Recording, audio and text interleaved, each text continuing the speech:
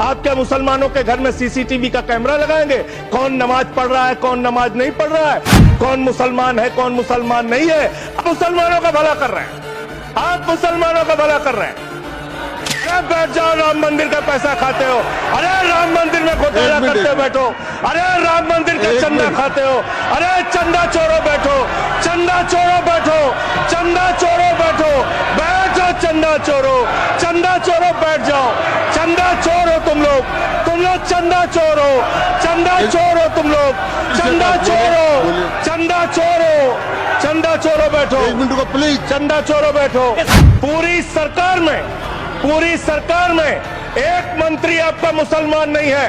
आप मुसलमानों का भला कर रहे हैं। 2 नेता अपने घरों में आपने बैठा दिया, मुख्तार अब्बास नकवी, शाहनवाज हुसैन, दोनों की राजनीति आपने खत्म कर दी। आप मुसलमानों का भला कर रहे हैं, आप मुसलमानों का भला कर रहे हैं, आप मुसलमानों का भला कर रहे हैं। अरे सुनना सीखो पहले। आज वक्फ की संपत्तियां कब्जा करके आप अपने दोस्तों को देंगे, कल गुरुद्वारे की संपत्तियां कब्जा करके आप अपने दोस्तों को देंगे, फिर चर्चों की संपत्तियां कब्जा करके आप अपने दोस्तों को देंगे, फिर बौद्धों की संपत्तियां कब्जा करके आप अपने दोस्तों को देंगे, फिर जैनों की संपत्तियां कब्जा करके आप अपने दोस्तों को देंगे, फिर मंदिरों की जमीनें कब्जा करके आप अपने दोस्तों को देंगे। आप तो वो लोग हैं जिन्होंने प्रभु श्री राम के मंदिर में भी घोटाला किया। मान्यवर, प्रभु श्री राम के मंदिर के जमीन में घोटाला किया।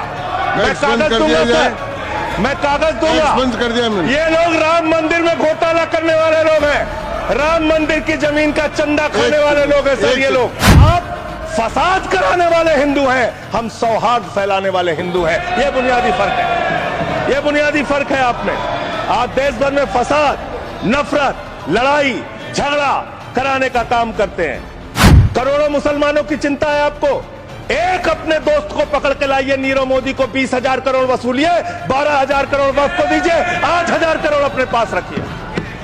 8,000 करोड़ का आपको मुनाफा होगा, 12,000 करोड़ वक्फ को दे दीजिए, करोड़ों मुसलमानों का भला हो जाएगा। काम आपने देश के अंदर बहुत अच्छा शुरू कर दिया। आप एक काम करते हैं, देखो मुसलमानों को ठीक कर रहा हूं, दूसरी तरफ महंगाई बढ़ रही है, नुकसान हिंदुओं का। 94 लाख करोड़ रुपए शेयर बाजार में डूब रहा है, नुकसान हिंदुओं का। 11 लाख बच्चे स्कूलों से बाहर निकल गए, नुकसान हिंदुओं का।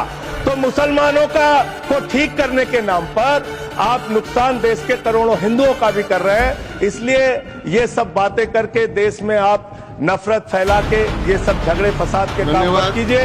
और अंत में आपसे एक ही बात कहना चाहता हूं, अभी भी वो मौका है, इस बिल को जो गैर संवैधानिक है, जो बाबा साहब के संविधान के खिलाफ है, इसको वापस लीजिए।